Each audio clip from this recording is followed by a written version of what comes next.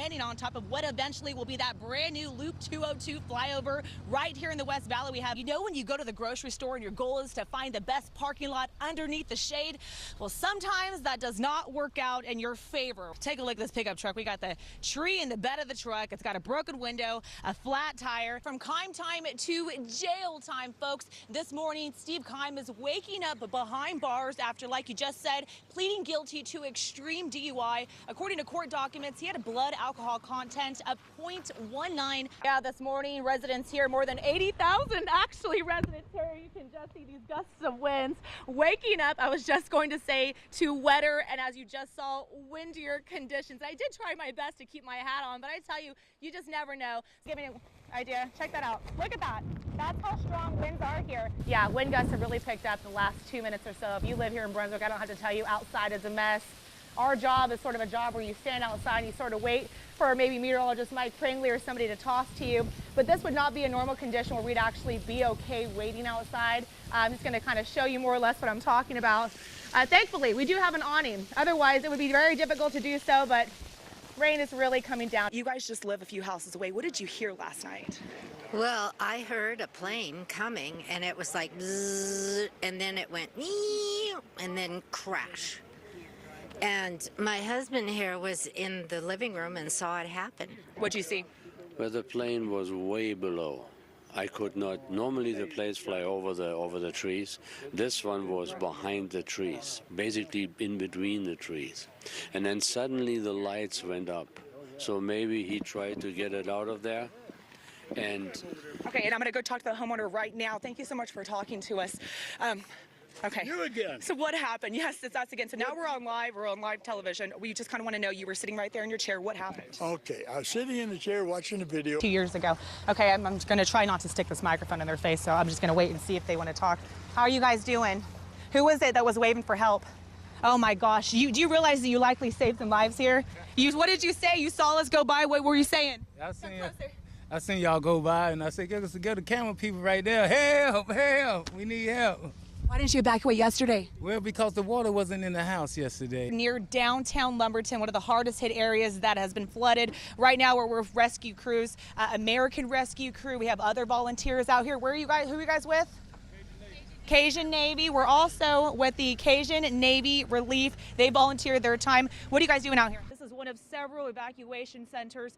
This is East Valley Church. I will tell you, they've told us this morning that they're at capacity, but they're still taking people in. To the right of me, this is one building. This is where all the elderly are being housed. They say there's more than 150 people inside. We peeked in before we went live, and a lot of people sleeping on the cot. So as the sun comes up and we get later on in the morning, we'll take you inside there. This is really something to hear an update on Senator McCain's recovery. It's been a whole month since we've heard anything. Well, the latest comes straight from his daughter. You know, those who knew John McCain the most know that he hated pity, and right here in downtown Phoenix, everyone is just trying to keep a positive attitude, much like John McCain did in the year after he was diagnosed with cancer. Now that the news of his death is settling in, some stories are buried deep. Joe Castillo, 28 years old, died in 1921. Untold. And he died of tuberculosis. All but forgotten. People like Carmelita Abril, 10-month-old. 400 of those stories, pioneers from 100 years ago, lie here beneath an acre of land in the middle of South Phoenix. Nobody even knows it's a cemetery. Frank Barrios was just a young man when he was told about the unmarked mounds of rock. And all that's left is the foundation. It's a sacrilege what's happening here. From a time when people were too poor for proper headstones. Had they been rich with a lot of money, they would have been in the history books. Nowadays, there's not even a road to reach the Sotelo Herd Cemetery. If you want to get there, you have to park and then walk about half a mile. We could potentially right now be walking on top of some of the bodies buried. Oh, absolutely. For certain you are. 400 people in less than an acre means they were side by side when they were buried here. Barrios, a researcher for the city of Phoenix. This all once was part of the Herd Ranch, cattle ranch. Tasked with identifying historic property. But many of the headstones were stolen in the early years. He believes this is the final resting place. That's Broadway over there, yes. Of cowboys. That probably is a body here. Their wives and children who likely died died during childbirth. You're talking about 1880, 1890 was the first one buried. The last one would have been the 1920s. In 2005, the nonprofit Trellis purchased this land, cemetery included, with plans to build affordable housing on it. There was going to be parking. We were going to beautify the cemetery.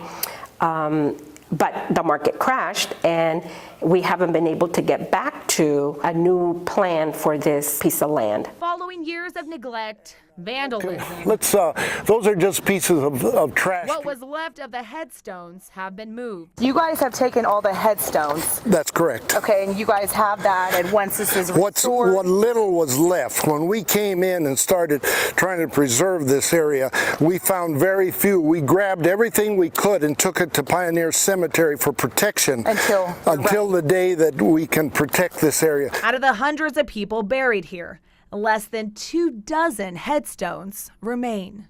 On this Veterans Day, the people of Paradise Valley know all too well sacrifice.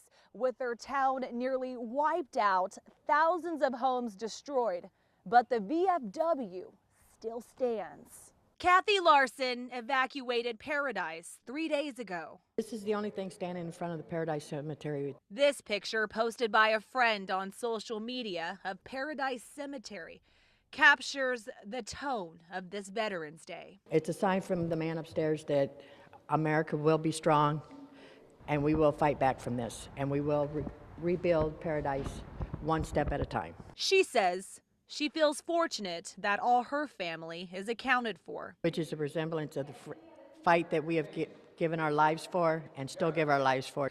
If we would have waited 5 more minutes, we wouldn't be here today. Because as of right now, for many families, it's the unknown that's the worst part. Less than 50 feet away from destruction, right across the street, a forever symbol of strength and community. In Paradise, I'm Monica Garcia, ABC 10 News.